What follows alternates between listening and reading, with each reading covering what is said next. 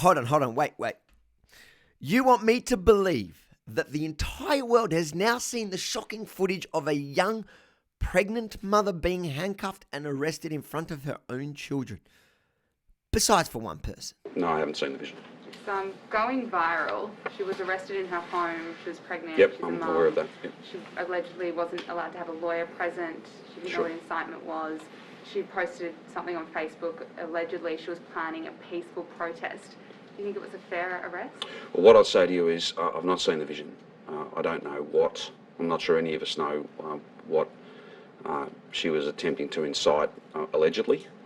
What I can say though is Victoria Police will be out, I think a bit around noon, if not a bit earlier, and they'll be able to speak to all of those matters. Well, you know me, I stuck around for the police press conference on the matter, and I'm here to bring you all the facts, including facts journalists there have missed as usual. So make sure to watch it through all the way to the end and then share it far and wide so the world can see the truth. And who knows, maybe even Dictator Dan will finally get to see the vision. We're absolutely satisfied that in those circumstances, the members behaved appropriately and in accordance with our policy. I'm not here today to tell you I told you so, even though I did warn you over and over again. Now, some of you took those warnings seriously, but others attacked me for what you call defending crazy conspiracy theorists. Now, I don't know Zoe Buller at all. Maybe she is a batshit crazy tinfoil hat wearing whatever, as the Assistant Police Commissioner described last week. It doesn't matter. I do know she's not a violent criminal who deserved being cuffed in front of her young children while pleading for mercy. That's fine, but my 2 kids are here. I have an ultrasound in an hour. Like, I'm happy to delete the post. Her alleged crime was posting an event on Facebook, for goodness sake. But at today's press conference, the Assistant Police Commissioner doubled down. The decision to handcuff someone is based on a risk assessment. Oh yeah? So what's the risk exactly that this totally compliant pregnant woman posed? When you enter a premises to execute a search warrant, you want to make sure that everyone at that place is accounted for. You want to make sure that people who are there and your members are safe. And so within that context, again, that's a number of risk factors which are taken into account as to whether or not someone might be handcuffed. Ah, yeah, that makes perfect sense now. They had to arrest her to ensure that the arresting officers were safe, because the little pregnant woman in her PJs must have had them all so scared. But it begs the question, why'd they feel the need to go after her in the first place? They could have just knocked on her door and asked her to delete the post. She would have done it immediately, and if Dan Andrews would have watched the video, he'd know that too.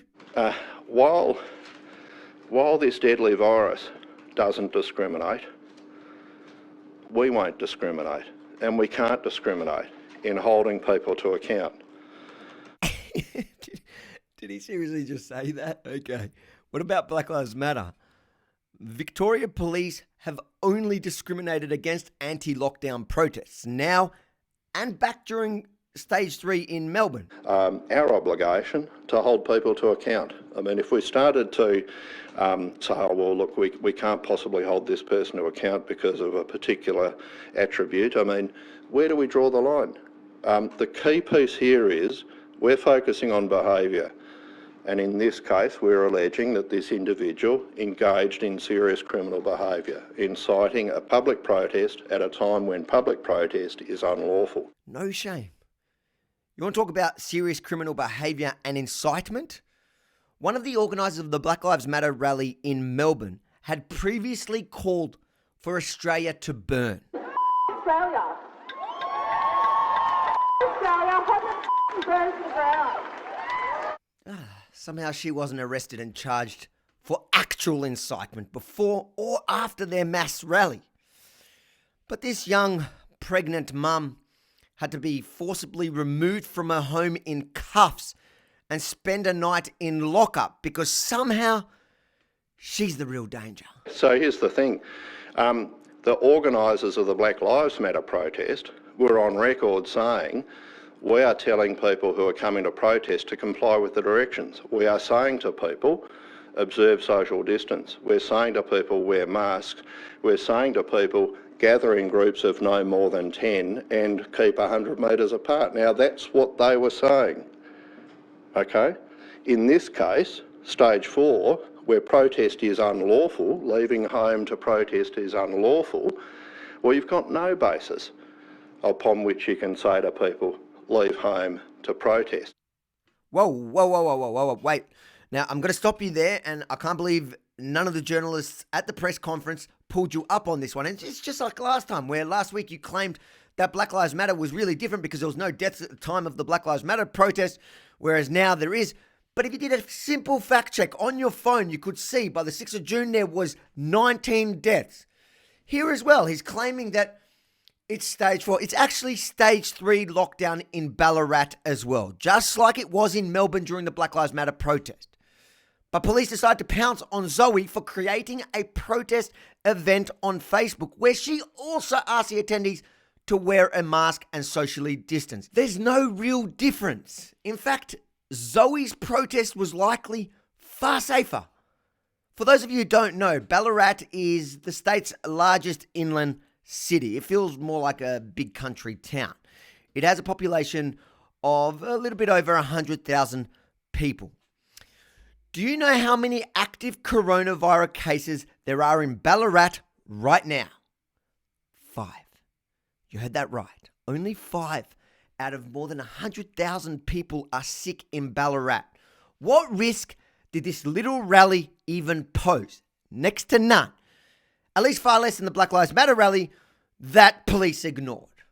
What happened yesterday and moving forward is all on Fiona Patten from the Reason Party, or let's be honest, the Sex Party, Samantha Ratnam from the Greens, and the other sellout from the Animal Justice Party. Because if any one of them had voted against Dictator Dan extending his state of emergency, police would not have had the power to execute that warrant. The truth is, I don't believe most cops want to be doing this crap. They're being forced into it. They were quite nice down at the police station. Like I said, they were just kind of had to do their job at the moment and stuff. They said they weren't really happy about having to arrest me or anything, but that's what's happening at the moment in our state. Poor woman. You don't have to agree with her stance.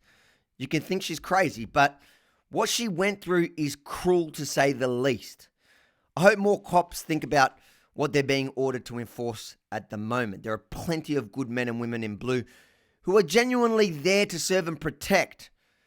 But there are also corrupt ones like the guy who signed off on this warrant in the first place. It's just so emotional, I'm just baffled. Would you still go and protest if you could? No, I'm too scared now. It's hard to watch that. Zoe today looks and sounds and the language she's using is absolutely defeated today. All because she tried to exercise her most fundamental human right in a city with a 0.005% infection rate. I hope she's okay. I hope her children are okay. And I know it sounds insignificant considering the circumstances, but I hope they get back their devices because right now we're all doing it tough. It's hard enough. But imagine you need to entertain your kids, homeschool, and just generally function without any devices. Just seems like another unnecessary and unfair blow. My sister's phone. It's not Yeah, my it's name. her sister's. It doesn't matter. Any device in this house we're taking. This is Well, ridiculous. you're not taking my phone. Well, I'm taking any device, mate. Any That's device. my phone. It's nothing to do with her. It's my phone.